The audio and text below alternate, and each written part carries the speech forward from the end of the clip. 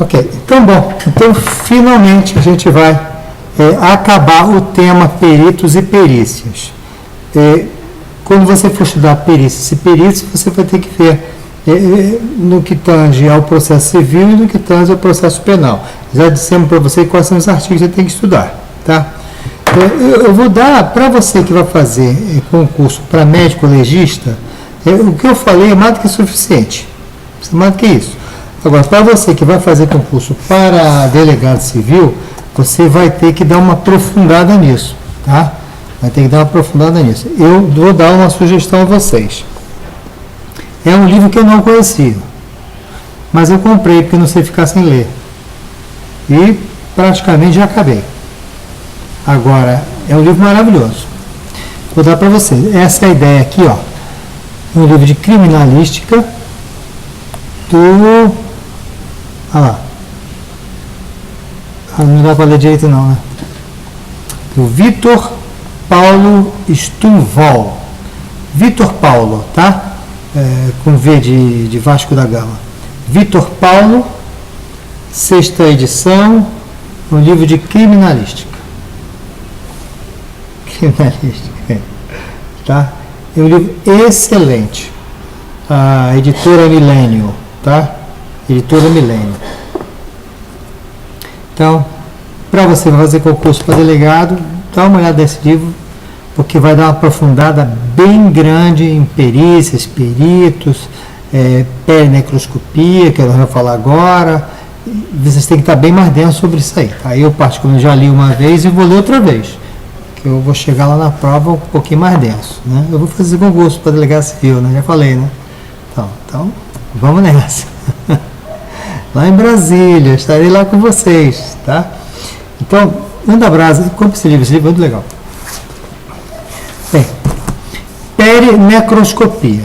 Perinecroscopia, peri em volta, necroscopia, lá o cadáver ali. Quer dizer, você vai fazer a necrópsia, mas você não vai se limitar a fazer apenas a necrópsia ali do cadáver, que vai ser feito lá no Instituto Legal.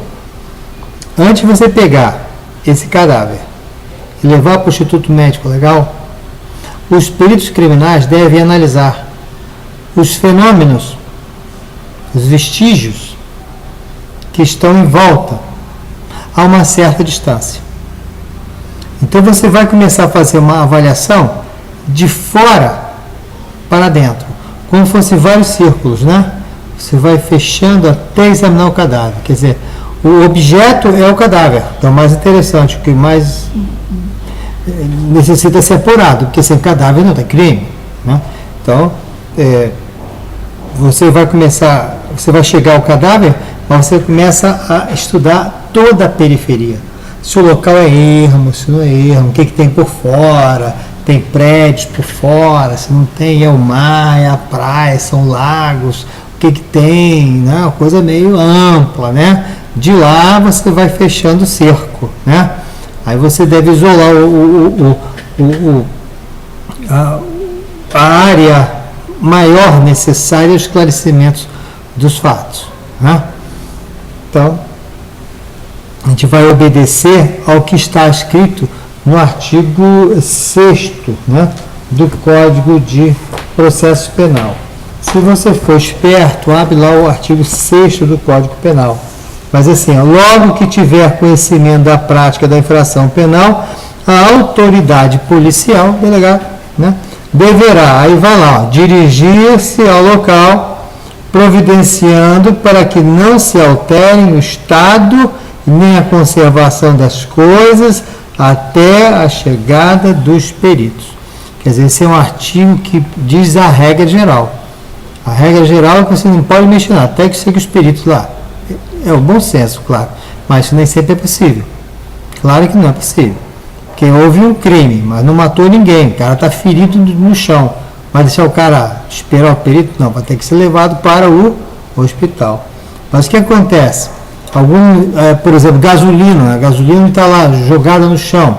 Você vai ter que limpar esse negócio, porque ninguém vai jogar de sacanagem, vai jogar um fogo ali, né? Então, é por isso que manter o local intacto até chegar os peritos é uma regra geral, mas ela é relativa, porque por muitas circunstâncias, será necessária a alteração do local. Mas vem aí, então,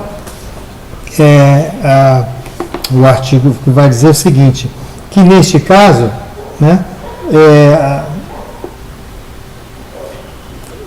se houver necessidade de mexer nos locais, o perito vai descrever tudo isso, diz como é que estava, como foi alterado, por que foi alterado, para onde foi alterado, para que ele tenha, de certa maneira, uma inalterabilidade, que tirou o cadáver, mas está tudo explicado, ou tirou o corpo ferido, mas está tudo explicado, tirou a gasolina do chão, mas está tudo explicado. Por isso que a regra geral é não mexer, no entanto, às vezes é preciso mexer, mas aí o perito descreve tudo, fica tudo marcado, como se não tivesse mexido. Pois bem,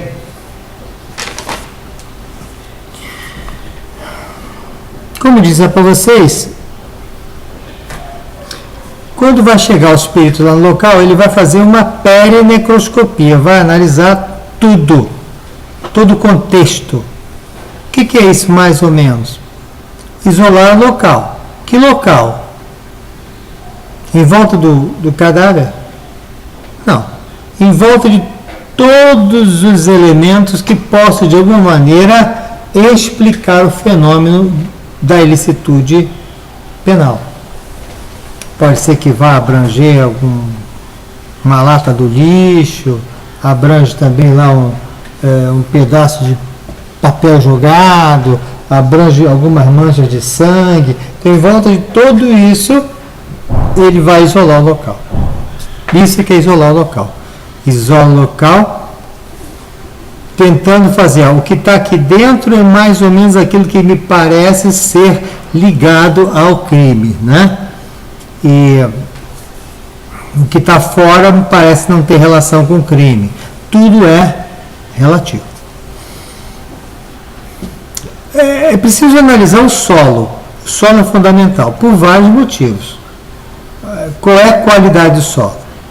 Solo duro, solo mole, vegetações, se não tem vegetações, se é úmido, se é seco. Por exemplo, local úmido poderá mumificar, né?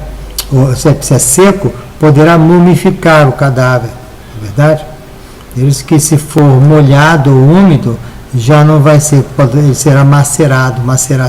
Então, quando você sabe o tipo de solo, você pode justificar fenômenos que vão ser encontrados no cadáver, né? Imagina, por exemplo, algum fenômeno claro de afogamento, né? Mas, no entanto, só tem praia a 10 quilômetros dali. Significa que você vai dizer, olha, este cadáver não morreu aqui. Ele foi trazido para cá. Existem outros sinais no cadáver, vai mostrar de arrasto, dos livores, etc. Luminosidade é importante, porque não só é essa clareza que vamos ter da coisa, mas é a clareza de aquele que pratica o crime. Será que alguém pode praticar algumas coisas no escuro? Né? Ou seja, essa luminosidade, os peritos vão precisar para muitas explicações a respeito da dinâmica do crime. Qual foi o momento do crime? Isso você vai ter aí no estudo da tanatognose, onde você vai dizer quanto tempo o cadáver morreu, mas também em função de alguns outros vestígios, você vai poder dizer quanto tempo aquele crime aconteceu. Isso é importante, muito importante, né? Para que os peritos, depois junto com a avaliação judicial, possam chegar à conclusão que naquele momento determinada pessoa não poderia estar ali, ou vice-versa. Vamos ter que estudar os vestígios em volta do cadáver, né? Os vestígios são importantes porque eles são elementos objetivos, né? São elementos que levam a você ter certeza de algumas coisas. E se você tiver certeza de algumas coisas, você então pode, por dedução, ter certeza de outras coisas. Eu estou falando de quê? De vestígios ou de indícios? Agora eu estou falando de indícios. Quer dizer, se eu tenho certeza que está aqui os fenômenos objetivos, me firmaram uma história concreta, e essa história concreta é uma circunstância de fato provada, e se é uma circunstância de fato provada e conhecida, ela pode, por indução, me fazer dizer que houve alguma outra circunstância. Por isso, os estudos dos vestígios são fundamentais.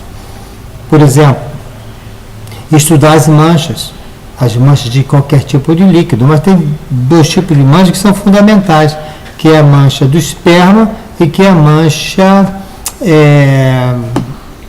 de sangue, né? Tem estudos importantíssimos em relação às manchas de sangue. Você que vai fazer concurso para perito legista, dá uma lida superficial sobre mancha de sangue, tá? Mas para você que vai fazer concurso para delegado, tem que estudar mancha de sangue mesmo, porque eles perguntam mesmo, tá? Até as características das manchas de sangue encontradas na parede e no chão. Claro, se você pegar um conta-gota fingindo e botar uma tinta vermelha, fingindo que é sangue, se você jogar a 90 graus, ela vai fazer aquela esparramada. Se você espirrá-lo, vai fazer outro tipo de desenho. Se você jogar na parede, vai escorrer. Então veja que as manchas de sangue devem ser estudadas criteriosamente, tem peritos especializados para isso. Então é importantíssimo não só saber se tem ou não sangue, mas estudar as características dessas manchas de sangue. Mancha de esperma também, isso é evidente, né? Se encontrar esperma na cama, no lençol, em algum objeto, no chão, sob o abdômen de uma mulher que está encontrada morta, dentro da vagina ou não, dentro do ânus ou não, na mão da pessoa, vítima ou não, isso tudo vai determinar um elemento sobre o que realmente aconteceu, vai dizer a dinâmica da coisa, o que realmente aconteceu. Os vestígios vão dizer da história. Roberto Blanco dizia muito nas suas aulas, onde eu tive o prazer de ser um aluno dele, ele dizendo que o cadáver conta a sua história. E é verdade, se você analisar direitinho todos os fatos, as características, o cadáver conta a história. Agora, se ele estiver lá dentro, no local onde ele foi encontrado, com todos os vestígios sendo analisados, os peritos são capazes de olhar aquela cena e dizer tudo aconteceu da seguinte forma, e conta a história certinho. E conta, inclusive, quem é o autor. É preciso pesquisar em volta do cadáver, ou próprio do cadáver, a presença de instrumentos ou armas. Vamos só definir rapidamente o que é instrumento e o que é arma. É simples, tá? O instrumento, arma, vamos começar pela arma. A arma é um objeto criado, industrializado, pronto para matar, ou para se defender. Criar uma arma é criar um objeto que ataca para matar ou para se defender. Ponto. Instrumento. Instrumento é você utilizar qualquer objeto para se defender ou também para matar. Então, por exemplo, um taco de beisebol é arma? Não. O taco de beisebol é um instrumento esportivo. Ele serve como arma? Serve quando você aplica o beisebol na cabeça do camarada. Então, a arma, ela é pronta para matar e pronta para se defender. Instrumento que possa servir como arma, mas não é arma. Vestes. Quer dizer, vestes é fundamental. Você vê, por exemplo, quer ver uma coisa interessante? Se você analisar aqui a minha roupa, né? Aqui tem um furo, exemplo. Tem um furo, entrada de revólver. Claro que esse furo vai estar exatamente no mesmo local onde entrou a bala de revólver. Então aqui você tem o buraco do revólver, que entrou do projétil de arma de fogo, entrou aqui, né? E se você fechar a minha camisa, vai estar certinho, buraco com buraco. Mas se eu tiver me rendido levanta as mãos, isso aqui é um assalto. Aí eu levantei. Quando levantei, assim mesmo, ele me deu um tiro. Veja que agora quando eu abaixo a mão, o buraco da roupa não corresponde ao buraco da entrada. Significa que houve alteração corporal. Às vezes, num detalhe desse, eu posso dizer que o camarada estava sem defesas e ele tirou a si mesmo. Veja como esses pequenos detalhes da análise pericial pode levar à condução de muitas circunstâncias. Se você procura os vestígios, pode encontrar indícios. Pegar pegadas também é importante, né? Então você veja que são pegadas e um corpo estendido. Quer dizer, ele correu, morreu. Ou não tem pegada nenhuma, tem rastros e o corpo ali. Então aquele cadáver foi arrastado. Impressões digitais são importantíssimas também no exame da perinecroscopia. A impressão digital não do cadáver só, mas de todas as circunstâncias. Imagina que em volta do cadáver tem uma lata de cerveja. Nessa lata de cerveja tem impressões digitais que não são do cadáver. Significa que alguém esteve ali. Quem esteve ali? Vamos buscar o cara. É preciso saber também se tem sinais de luta ou não. Sinais de luta, arranhões, armas na mão, tipo de machucados, sangramentos. Você vai ver um tipo de sangue, por exemplo, ali que não é do cadáver, que deve ser do cadáver do outro, deve ser do sangue do outro, do agressor. Então eles lutaram, se machucaram, houve luta. E aí quando você termina de fazer todo esse exame necróptico, né? Cadáver, né? Aí você vai usar agora estudar o cadáver. Então veja que se estuda de fora para o centro, ou de fora para dentro, né? Esses estudos que vão ser feitos, muitas vezes de mancha e tudo mais, são utilizados hoje a microscopia, né? O microscópio hoje ajuda muito, né, em muitas identificações, assim também como a eletrofotometria. Muito bem.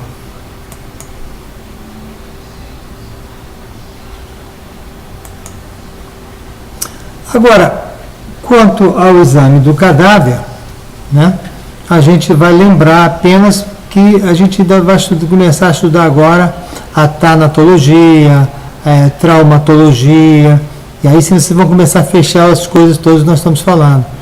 No exame do cadáver nós vamos ver se ele tem morte ou não. Claro, saber se aquele corpo que está estendido no chão está morto ou não é fundamental. E claro que ele vai mostrar sinais de morte, né? A rigidez, a palidez, né? A não movimentação cardíaca ou respiratória, não tem pulso, não tem sinais vitais, os livores vão estar acontecendo, ou os sinais de putrefação, enfim. É preciso ter certeza se aquele corpo está morto. Qual é a posição que foi encontrado esse corpo? Também é muito importante saber a posição. Se é uma posição de ataque, defesa, estrangulamento, é muito importante saber em que circunstância, qual a postura do corpo. As vestes dele também são importantes. Veja que numa explosão, por exemplo, num blast enorme sobre o corpo dele, e vamos falar também sobre isso no futuro, as roupas podem ser, o cara pode estar totalmente desnudado. Grandes explosões, o ar entra com tamanha força que arranca a roupa da vítima. Analisar as lesões efetivamente que aconteceram com ele, né? Se há nexo entre as armas ou instrumentos que foram encontrados e o ferimento que foi feito no próprio cadáver, né? Porque se você vê várias entradas de faca e não tem nenhuma faca, ele tem 4 revólveres, uma coisa é certa, aquele revólver não mataram. Quem matou foi as facadas, né? Então, analisar quais são os instrumentos e as armas que estão em volta do cadáver seria fundamental. Saber o tempo de morte. Tanatognose.